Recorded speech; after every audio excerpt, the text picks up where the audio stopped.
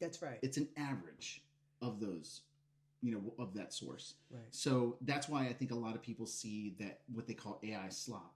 Or even last night I was watching YouTube and I kept seeing certain videos, and when they're already voiced by you can tell it's AI. You can tell right away. And then you just hear the cadence of the way they speak, and I'm like, I know that's an AI sentence.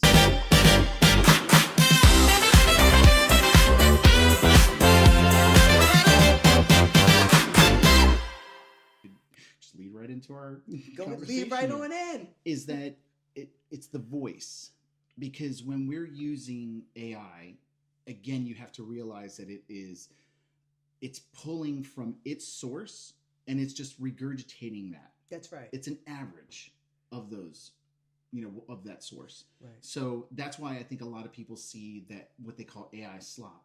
Or even last night I was watching YouTube and I kept seeing certain videos, and when they're already voiced by you can tell it's AI. You can tell right away. And then you just hear the cadence of the way they speak, and I'm like, I know that's an AI sentence. That's a complete AI sentence. No human is going to say it like that. No. And then honestly, No. honestly is like a word that I start getting suspicious when I start hearing it, because I'm like, who are you really?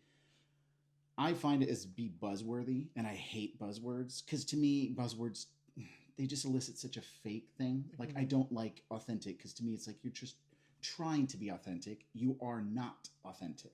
You're telling me you're authentic, but are you really authentic? And I think that's where, for people who are trying to use AI, they think, oh, it'll just write my email, or just, I think there's certain instances where it may be okay to really quickly do something. Right. But other instances, not so much. Like, especially just like very quick interactions. I think, if it's yes, no, or just something confirming or not confirming, it's easy to have AI to come up with that. Absolutely. But when you're trying to get opinions, or when you're trying to convey emotions, and for some people it may be challenging, because I know for me as a neurodivergent, it's sometimes challenging. I know I repeat myself over and over and over again, or in different ways. So I usually will have AI like, hey, what am I saying? Like, can you help me fix the flow of this? And it teaches me that. And I think that's where the voice comes in, is make sure that it's your voice and the AI is just assisting you rather than writing it for you. I like that angle, because yes, I use it for that angle too. But I was just speaking to the director and at my college, and we use it so we don't sound like we have an attitude problem. I'm gonna be honest, because every time something goes wrong, it's like, didn't we just say that? Yeah, we just said that. Let's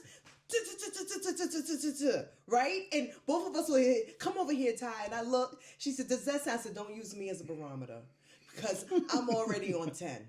I need that.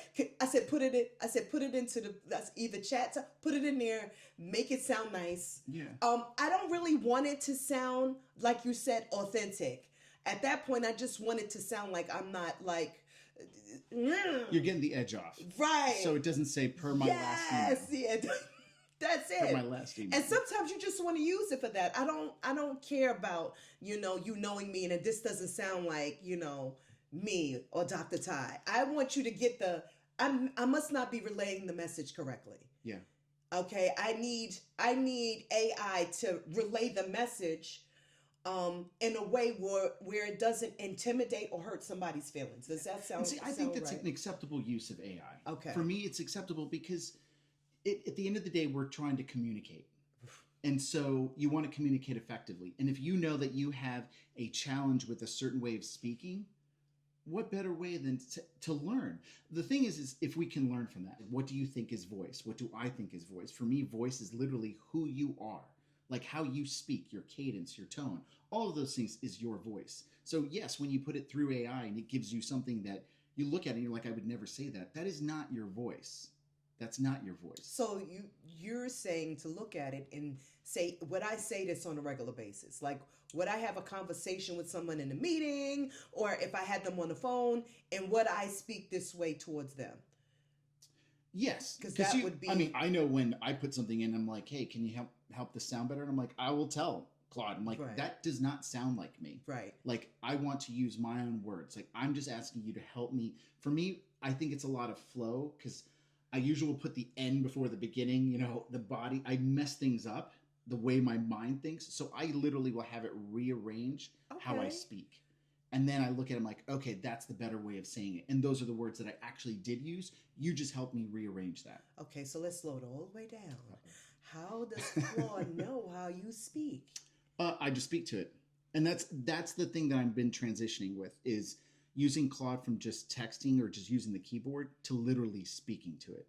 Because when you talk, you can give it more information than you can ever type. Because I know for me, when I'm typing, I'm editing what I'm saying. All the time. So I know that if I talk, like I know there's going to be a paragraph. If I type, it's going to be 2 sentences. So when I give it a paragraph, it understands me and it's not biased. It doesn't look at me like, oh God, you How could you talking say too that? much again. Yeah. Right. It looks at it and say, oh, okay, this doesn't need to be said. This needs to be said. We'll bring this up here. And it helps. But we know that that's what it's doing. And the thing is, like, when you say should be doing, it's like, what if AI does that? Well, let's look at that. Okay. Then everything becomes an average because that's what large language models do. They do. It tends to be a little corporate. It tends a little bit dry. It's very robotic. That's because it was of what it was trained on. And that's why Claude sounds different than OpenAI's, ChatGPT. Yes. Different than Gemini, because they were trained on different things. So you have to understand that coming from there.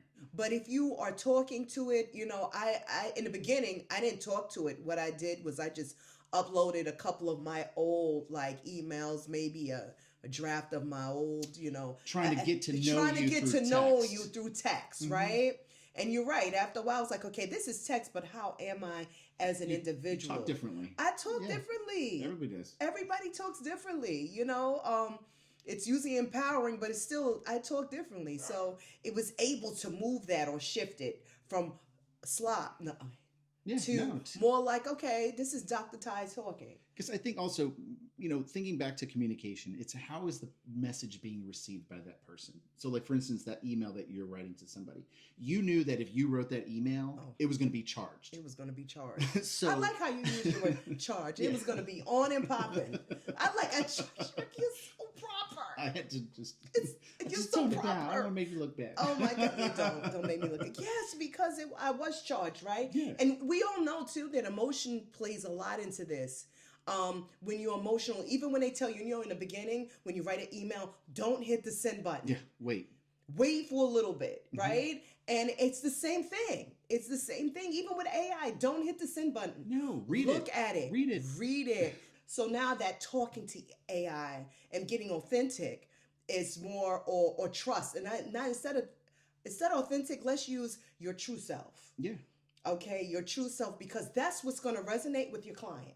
Yeah. That's going to resonate with my students. I mean, when you think of it, you like personalities and personalities that are made up of many different facets. But who they are, how they speak, what their attitude is, their demeanor, all of that plays into that. And that is what I think people don't realize is it makes you. And it's such a strength right now because with AI, again, it's setting a baseline and making everybody sound like this, regardless of what education level they have. Right. And do we as humans really like that? Does everybody like this one boring thing? It's boring. No. The world is very different.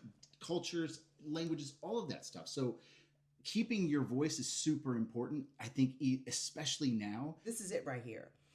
A lot of individuals or people using AI don't really know what their voice is.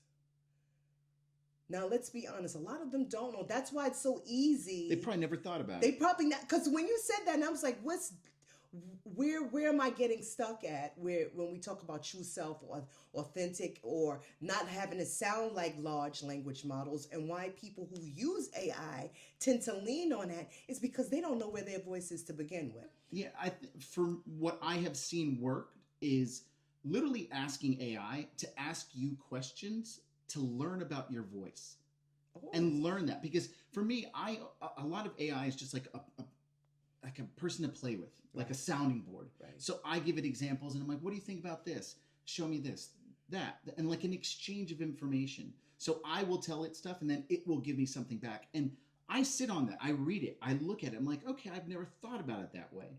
But I don't know if that's what a lot of individuals do. They don't. They just take it and copy and paste it. Can I tell you? No, they don't. Let's exit. Comment at the bottom. No, they don't. They just take it, paste it. They don't talk to it and have a conversation. They probably don't know you can do that. I think they look at it like a magic 8 ball. It's like, you know, this is what I want. And Give it to me. says, okay, let me just copy and paste that in. And that's static. I like to actually challenge it. That's the word, challenge. Yes. Like, this doesn't sound, but how about this? Or this doesn't sound like me. However, I want to embark upon this. And this is what I think. And I don't care if it sounds like, because I had to put some stuff in AI. It didn't even sound right. I mean, this perfect. And I think this is what it is. Let me make this perfect to interact with AI. Well, you're just going to get the same thing coming back out like everybody else's. No, we don't want it to be perfect. For me, you add color to your prompt. Yes. I mean, tell it as much as you can of that situation so that it can build a better picture. Like, even for instance, recording here, I tell AI, this is what I'm recording with. These are the microphones. These are the lights.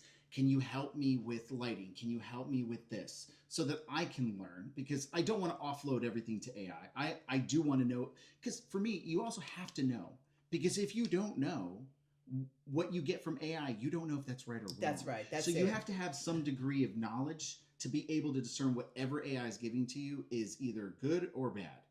You have to do a knowledge check. Yes. 100%. Please do a knowledge check, because AI comes back and be like, what? I didn't say that. That doesn't even correspond with nothing I taught. And you're going to come off not looking like you know what you're talking about, you know? And everybody's going to know you use something. Yeah. Now I think it's like, wait a minute. This is not a line. We're talking about like the voice being the differentiator. And when I think about like just us speaking. Right. Could you imagine a world where we're talking and then I have to be like, and I know there have been skits about this where they're like, hold on, let me ask my AI, how do I respond to this? You should know to some degree how to respond to that. And maybe you don't. That's time for learning. And you can maybe, if you want to, try learn with AI as to maybe how to talk in that situation. But that's not the way the world works. No, it doesn't. Like, we don't take a pause and say, hold on, let me get the AI. Even so at the end of the day, your voice is what counts. Your voice is huge, because that is who you are. It's going to change the world, your voice. Whether you believe it or not, it is. What are your closing thoughts now on voice and AI? Like, how should people go about it? Should they go about it? Oh, absolutely. Absolutely. Engage with it. Engage with it daily. And don't be afraid to go against it. Don't be afraid to challenge what comes out. This is not me. I don't want to agree with that, you know, and this is why I don't agree with that. And I wouldn't say just give it a something on an email. I would say pick something out, a topic. Pick a topic out that's just like a topic, something that you like. Can be about a painting, you know, or something. Like, I don't know if this is just you know, just to not toy around, but to have that engagement with it so it can understand how you do talk, right? How you do correspond with different settings. Because sometimes we just use it for business and I just use it. What happens is it gets stuck there. Yeah.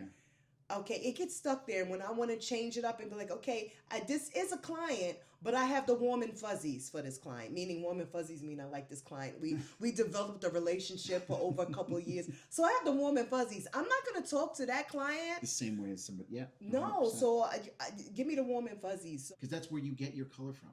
Right. Like, how do you speak? Because you learned it. Right. Like, and that's how we interact with people. And it's a great learning experience. I believe that. I'm with you on that. Alrighty, well, this concludes our second episode. Oh, I'm excited.